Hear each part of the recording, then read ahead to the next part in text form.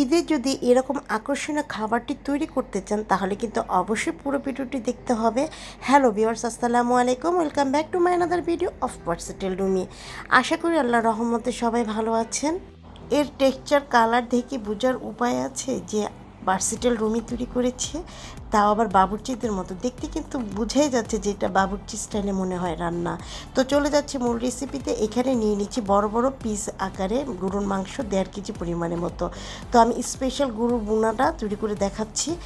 এখন নিয়ে নিচ্ছি আধা কাপ পরিমাণের মতো টক দই, এরপরে দিয়ে দিচ্ছি টেস্ট অনুযায়ী লবণ, তারপরে এক চা চামচের মতো দিয়ে দিচ্ছি। এরপরে দিয়ে দিচ্ছি চিলি ফ্লেক্স 1 চা চামচের মতো, উঁচু করে দিতে হবে।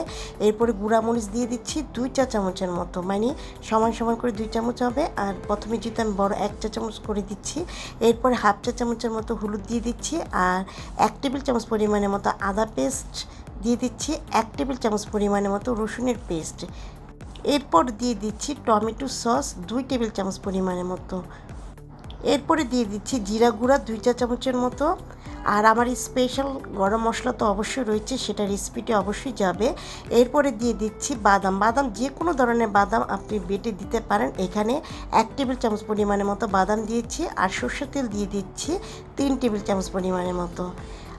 এরপর চুলায় একটি প্যান বসিয়ে দিচ্ছি, আধা কাপ পরিমাণের মতো রেগুলার তেল দিয়ে তেজপাতা, দারচিনি, এলাচ, লবঙ্গ, শুকনো গরম মশলাগুলো দিয়ে দিচ্ছি, আর মেজারমেন্টের কাপ অনুযায়ী দিয়ে দিচ্ছি 1 কাপ পরিমাণ মতো পেঁয়াজ কুচি। এরপরে যে ম্যারিনেট করে রেখেছি বিফ, সেটা দিয়ে দিচ্ছি। পেঁয়াজ কাঁচা থাকা অবস্থায় কিন্তু ম্যারিনেট করা মাংসটা দিয়ে নেড়ে চেড়ে নিচ্ছি। এরপর ঢাকনাতে ঢেকে 10 মিনিটের মতো কুক করে নিচ্ছি। 10 মিনিট পর আসার পরে ঢাকনাটা তুলে দেখিয়ে দিচ্ছি পানি কিন্তু যথেষ্ট উঠেছে। এখানে কিন্তু এক্সট্রা কোনো পানি দিয়ে এই মাংসটা রান্না করা হবে না।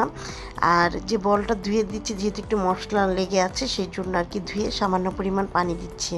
তারপরে 15 মিনিটের মতো ঢাকনাতে ঢেকে কুক করেছি। এরপরে একটু নাড়াচাড়া দিয়ে একটু দেখিয়ে দিচ্ছি মাংসটা মনে একটু হবে। তারপরে আবার একটু ঢাকনা দিয়ে ঢেকে 5 মিনিট পর আবার আসবো। তো 5 মিনিট পর আসার পরে এখানে ছোট্ট একটা কাপের মধ্যে 1 কাপ পরিমাণ একটু গরম পানি দিয়ে দিচ্ছি, যেহেতু মাংসটা একটু কাঁচা কাঁচা, মানে একটু শক্ত রয়েছে আর কি। তারপরে ঢাকনাতে ঢেকে মানে ঘন একটা ঝোল যখন আসবে তখন ঢাকনাটা তুলে নিচ্ছি। আর আমার স্পেশাল মশলাটা দিয়ে দিচ্ছি, গরম মশলা। এখানে 1.5 চা চামচের মতো গরম মশলা দিয়ে একটু নেড়ে চেড়ে দিচ্ছি। আর এটা এখন চুলার আঁচটা কিন্তু হাই ফ্লেম রয়েছে।